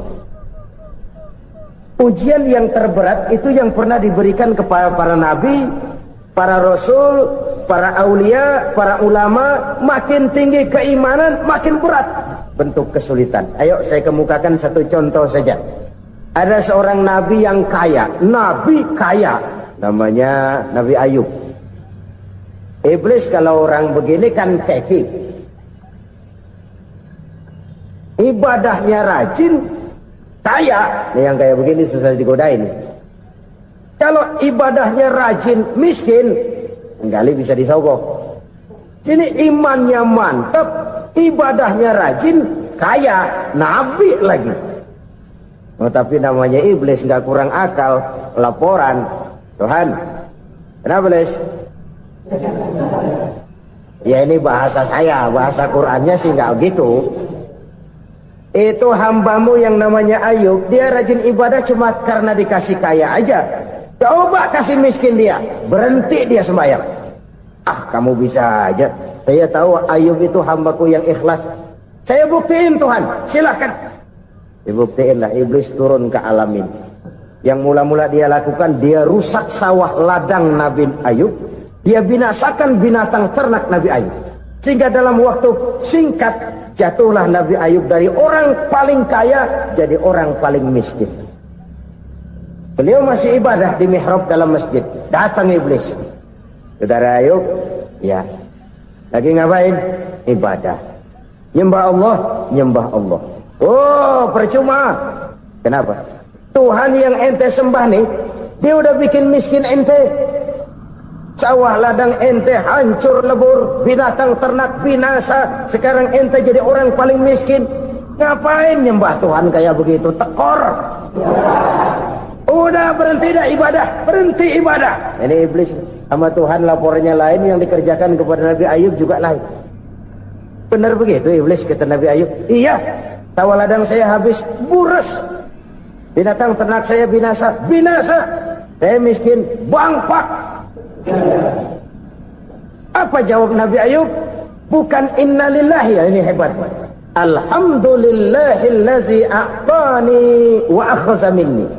Segala puji bagi Allah yang telah memberikan harta kepada saya dan sekarang mengambilnya lagi. Alhamdulillah. Allah yang ngasih, Allah yang ambil. Itu mah urusan Allah. Iblis cuman ibadah jalan terus, sujud lagi Nabi Ayub. Iblis seleher gondok banget. Dasar Nabi nggak mempan dia apa-apain. Miskin malah alhamdulillah. Allah yang ngasih, Allah yang ambil. Jadi kalau kita tidak komit, kita tidak terikat kepada kaya, miskin, senang, susah, apa yang bisa bikin kita susah? Jadikan kekayaan, kemiskinan, jadikan senang susah sebagai anak buah yang bisa kita atur. Jangan kekayaan ngatur kita, jangan kemiskinan ngatur kita. Kita yang harus mengatur mereka.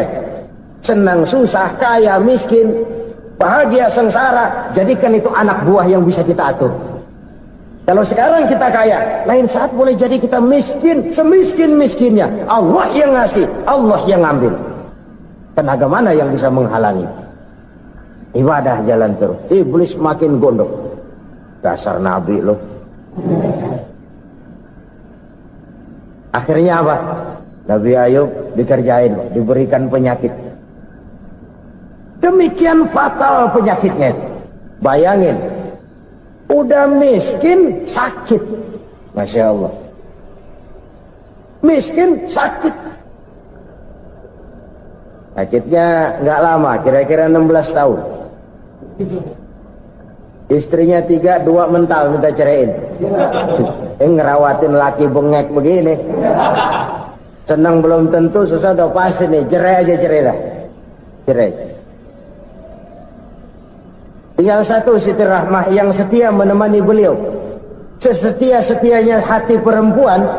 Satu saat Siti Rahmah bilang, "Bang, iya, abang kan Nabi, Bang. Lalu, namanya Nabi kan doanya jarang meleset, Bang. Maksud kamu minta kenapa sih sama Tuhan biar abang sembuh baik dah, Bang?" Siti Rahmah, "Iya. Saya sakit berapa tahun sih dah?" 16 tahun, Bang. "Sebelum ini saya sehat berapa tahun?" "Ya kira-kira 60 tahun, Bang." "Nah, coba ente banding-bandingin, Rahmah. Saya dikasih sehat 60 tahun, dikasih sakit 16 tahun. Sudah nggak sabar mau doa kepada Allah minta sembuh. Saya malu kepada Allah. Diuji dengan yang luar biasa seperti ini, tidak mengganggu stabilitas kehambaannya. Dia tetap menghamba kepada Allah Subhanahu wa ta'ala." Saudara-saudara kaum muslimin rahimakumullah, kunci menghadapi kesulitan itu apa? Allah jelaskan dalam satu ayat, "Wa basyiris sabirin alladzina idza asabathum musibah qalu inna lillahi wa inna ilaihi raji'un." Gembirakan orang-orang yang sabar. Siapa mereka itu? Yang apabila mendapat musibah mereka kembali kepada keyakinan dasar, segalanya dari Allah dan segalanya akan kembali kepada Allah. Ini konsepsi dasar dari sikap muslim dalam menghadapi berbagai kesulitan. Segalanya dari Allah, segalanya akan kembali kepada Allah.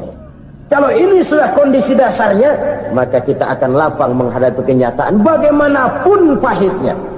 Apakah itu namanya miskin, apakah itu namanya sakit, bahkan maut sekalipun. Maut sekalipun. Segalanya dari Allah, segalanya akan kembali kepada Allah. Ini sikap hidup, bukan sekedar ucapan. Kita kadang-kadang menjadikannya sebagai ucapan. Mulutnya sih nggak berhenti, innalillahi wa inna ilaihi raji'un, tapi nangisnya terus gerung-gerungan. Bukan itu, ini kesadaran moral. Kalau segalanya dari Allah, segalanya kembali kepada Allah, kan sebenarnya cuma nunggu giliran. Hari ini saya nyembayangin dia, entah hari apa saya disembayangin orang. Hari ini saya antar dia ke kubur, entah hari apa orang nganterin saya ke kubur. Hari ini saya tahlilkan dia, entah nanti kapan orang tahlilkan saya. Segalanya dari Allah, segalanya akan kembali juga kepada Allah. Oleh sebab itu saudara-saudara, kesulitan bukan untuk ditakuti. Kesulitan justru untuk diatasi, dicarikan jalan keluarnya. Dan tidak ada orang yang tidak pernah mendapat kesulitan. Tidak ada. Semakin tinggi status sosial, semakin tinggi kualitas keimanan, semakin besar juga tingkat kesulitan. Hanya saja bagaimana cara kita mengatasinya. Dan Al-Quran menyatakan, "Inna ma'al usri yusra." Di balik kesulitan itu pasti ada kemudahan. Roda itu berputar. Karena itu Rasulullah sallallahu alaihi wasallam mengingatkan kepada kita, "Ta'arraf ila Allahi fir raha ya'rifka fis shiddah." Ingatlah kepada Allah di waktu kamu senang, supaya Allah ingat kepada kamu di waktu kamu susah.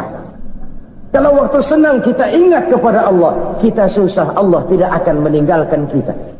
Tapi kalau waktu senang kita jauh dari Allah, sujud tidak sempat, dengan masjid jauh, ketika senang kita lupakan Allah, nanti begitu kita susah, Allah lupakan kita, dan itu menyakitkan. Oleh karena itu orang-orang tua kita dulu bilang, kalau lagi sehat ingat-ingat lu bakal sakit nanti. Kalau lagi kaya ingat-ingat satu saat kita bakal jatuh miskin. Bahkan kalau lagi muda ingat-ingat kita bakal tua. Dan yang terpenting kalau lagi hidup ingat-ingat kita bakal mati. Saudara-saudara kaum muslimin rahimakumullah. Jadi yang kedua yang merupakan perbendaharaan surga, menyembunyikan musibah. Saudara-saudara kaum muslimin rahimakumullah. Hal ketiga yang merupakan perbendaharaan surga adalah wasilaturrahmi. Orang yang suka bersilaturahmi. Sebagaimana yang kita maklum bahwa manusia adalah makhluk yang disebut zon politika. Makhluk sosial yang tidak mungkin hidup sendiri-sendiri. Betapa dan siapapun kita memerlukan orang lain. Bodoh betul manusia kalau tinggal di tengah masyarakat tapi tidak mau bermasyarakat. Merasa hebat sendiri, pintar sendiri, gagah sendiri, kaya sendiri. Mungkin kalau mati juga ngubur sendiri. Jangankan kita di sini, di surga saja Nabi Adam waktu sendirian bengong melulu, mondar mandir. Allah tegur dam sepi dam. Ya ini kalau bahasa saya. Iya Tuhan sepi ini nggak ada colek-colekan pisan ini. Diciptakan Siti Hawa baru anteng Nabi Adam. Itu di surga. Cobalah. Umpamanya saudara tinggal di Jakarta nih. Kayak bener. Apaan aja di Jakarta punya saudara dah. Jembatan Semanggi ambil. Monas buntel bawa pulang. Hotel-hotel ambil semua. Cuman tinggal di Jakarta sendirian, apa enaknya? Betapa dan siapapun kita perlu orang lain. Tidak ada seorang pun yang bisa memenuhi kebutuhan hidupnya secara sendiri-sendiri. Nah, Islam telah menyelamatkan manusia dari ras diskriminasi, mengikat manusia dengan persaudaraan yang berlandaskan kepada akidah. Karena itu dianjurkan bersilaturahmi. Bahkan Nabi menyatakan, man arada ayyubsata lahu fi rizqihi wa yunsa'a fi atharihi falyasil rahimah. Siapa yang kepengen diluaskan rezekinya dan dipanjangkan usianya, banyaklah ia bersilaturahmi. Siapa yang kepengen dimudahkan rezekinya, hendaknya ia banyak bersilaturahmi. Kalau banyak teman, kesulitan kan paling tidak ada tempat cerita. Udah susah, sendirian kita pikirin diri, nggak ada tempat tukar pikiran. Cepet banget sama bengek. Dilawan sendiri. Nah, secara makro kita bisa berkata, tidak mungkin ada kemenangan kalau tidak ada kekuatan. Tidak ada kekuatan kalau tidak ada kesatuan dan persatuan. Tidak mungkin ada kesatuan dan persatuan tanpa semangat silaturahmi. Kalau umat Islam mau menang, dia harus kuat. Kalau umat Islam mau kuat, dia harus bersatu. Kalau umat Islam mau bersatu, dia harus membudayakan silaturahmi ini. Bahkan sampai-sampai kata Nabi, kalau bisa cari nilai tambah. Apa? Silman qata'at. Bersilaturahmilah kau kepada orang yang marah denganmu. Masya Allah, indahnya ajaran agama kita. Orang yang marah pun kepada kita, kata Nabi, kalau bisa bersilaturahmilah kepadanya, kepada orang yang marah itu. Di situ nilai tambah. Cuman jujur nih hadis, ngucapinnya gampang, ngamalinnya yang berat banget. Orang marah sama kita disuruh silaturahmi, ada apa malu? Lu marah ada gua marahan lagi. Kan gua pikirin. Saudara-saudara kaum muslimin rahimakumullah. Tapi ini yang diajarkan, bahkan ini yang dicontohkan oleh baginda Rasul. Bagaimana begitu mudah, misalnya satu saat Abu Jahal ini ngatur strategi bagaimana bikin Muhammad celaka. Dia gali lubang di depan tempat tidurnya. Dia tutupin daun korma. Terus dia panggil seseorang, ke sini. Kasih tahu Muhammad, pamannya sakit keras, minta ditengokin. Berangkat orang ini ke sana. Muhammad, labbaik. Pamanmu sakit keras, dia minta ditengokin. Baik, saya akan datang menjenguk beliau. Berangkatlah Nabi ke rumah Abu Jahal tanpa prasangka apapun. Abu Jahal udah pasang setil, selimut 3 rangkap setengah dipakai, persis kayak orang meriang. Tapi sembari ngintip dari balik selimut, begitu Muhammad buka pintu, nah masuk perangkap nih. Muhammad jalan menuju tempat pembaringan. Makin lama makin dekat, makin lama makin dekat, makin dekat ke lubang yang dipasang oleh Abu Jahal itu. Dalam hati Abu Jahal, terus dah jatuh, mampus dah lo ini. Mampus lo hari ini nih. Apa yang terjadi? Malaikat Jibril datang. Muhammad, pamanmu cuma pura-pura sakit. Di depan tempat tidurnya ada lubang perangkap supaya kamu jatuh ke situ. Sudah, kamu pulang. Balik kanan Nabi. Sudah hampir jatuh ke lubang, balik kanan, pulang. Bayangin kecewanya Abu Jahal. Muhammad dikit lagi, Muhammad dikit lagi. Enggak paman, saya pulang aja. Emosi bangun dari tempat tidur, enggak sadar kalau lagi pura-pura sakit. Lompat ngejar Nabi, dia lupa dengan lubang yang dia gali. Pusra, nyemplung sendiri ke dalam lubang.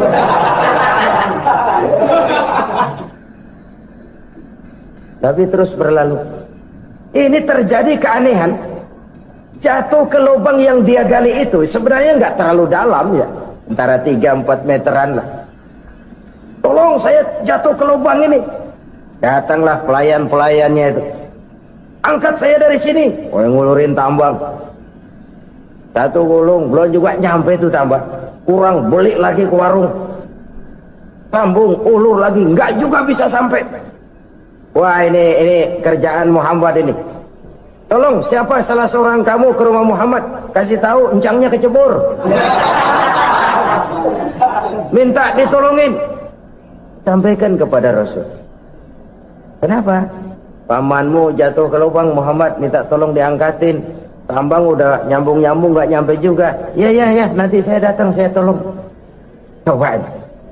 Nyata-nyata orang berniat jahat mau mencelakakan dia.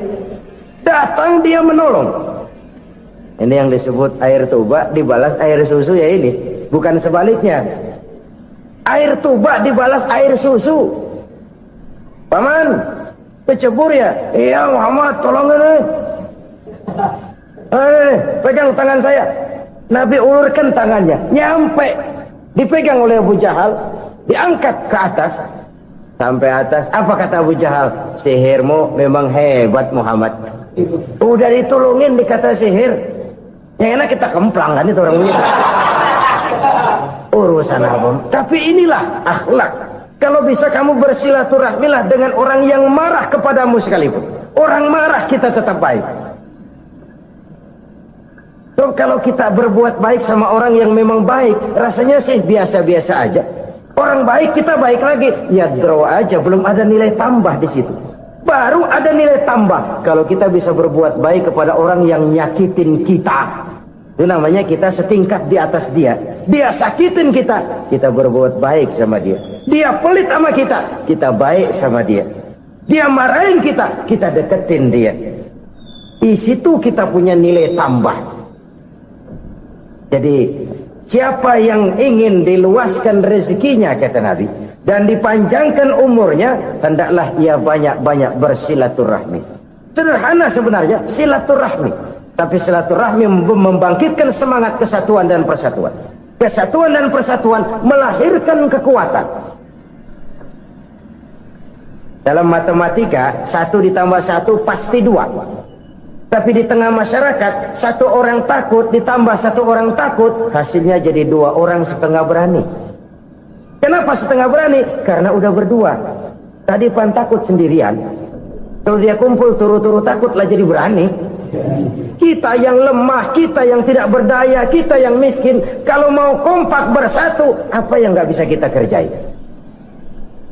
Apalagi tinggal di kota besar, pilihan cuma 2. Bertahan atau minggir. Bertahan atau minggir. Untuk bisa bertahan harus mampu bersaing. Untuk mampu bersaing harus punya keahlian. Keahlian harus ditunjang dengan pendidikan, ditambah oleh kekompakan sebagai umat. Udah miskin mencar mulu, orang injak kita. Orang nggak pandang urusan apa malu. Oleh karena itu silaturahmi pada hakikatnya merupakan roh dari ukhuwah yang diajarkan oleh agama kita. Bagaimana Islam menyelamatkan masyarakat manusia dari ras diskriminasi, mengikat manusia, dan tidak ada persaudaraan yang lebih indah selain persaudaraan yang diikat dengan nilai-nilai akidah. Sepanjang orang di jalan Allah, itulah saudara kita. Keluar dia dari jalan Allah, selesailah persaudaraan sampai di situ. Karena itu, kalau ingin menyimpan sesuatu di surga, banyaklah bersilaturahmi. Datang ke rumah ini, datang ke rumah itu, dan lain sebagainya. Itu simpanan kita di akhirat nanti. Ini yang ketiga. Saudara-saudara, yang keempat, perbendaharaan surga itu apa? Wa qawlu la hawla wa la quwwata illa billah. Ucapan la hawla wa la quwwata illa billah. Ibadah kan ada yang berat, modalnya besar. Bangun masjid berat, modalnya besar. Bangun rumah sakit berat, modalnya besar. Ada ibadah yang berat, tapi modalnya ringan. Misalnya puasa. Puasa itu berat, mengendalikan nafsu. Kalau sekedar nggak makan nggak minum sih enteng, mengendalikan nafsu itu jihad terbesar. Tapi kan modalnya ringan, cuma niat saja. Ini ibadah berat, modalnya ringan. Ada ibadah yang ringan, modalnya juga enteng. Seperti termasuk ucapan la haula wa la quwwata illa billah. Tanpa sadar, la haula wa la quwwata illa billah, nyelengin tuh di surga. Nyelengin, kita nggak terasa, nyelengin simpenan akhirat. La haula wa la quwwata illa billah, nyimpan lagi. Kaget, la haula wa la quwwata illa billah, nyimpan lagi. Banyak simpenan. Walaupun sebenarnya yang dimaksud di sini adalah kesadaran batin bahwa tidak ada daya dan kekuatan kecuali Allah. Itu intinya. Kita memulai pekerjaan disunahkan baca bismillah, kan begitu? Apa itu? Kesadaran moral bahwa ini saya bisa kerjakan. Saya kerjakan ini dengan menyebut nama Allah. Kenapa? Kalau Allah tidak memberikan daya dan kekuatan, mana mampu saya kerjakan ini. Maka saya kerjakan ini dengan menyebut nama Allah. Bismillah. Kesadaran moral. Manusia hanya wajib berusaha, tapi nggak pernah wajib berhasil. Banyak hal-hal yang kalau kita renungkan secara rasio nggak mungkin, tapi jadi kenyataan. La haula wa la quwwata illa billah. Tidak ada daya dan kekuatan kecuali bagi Allah semata-mata. Kesadaran moral akan kelemahan dan keterbatasan makhluk bernama manusia.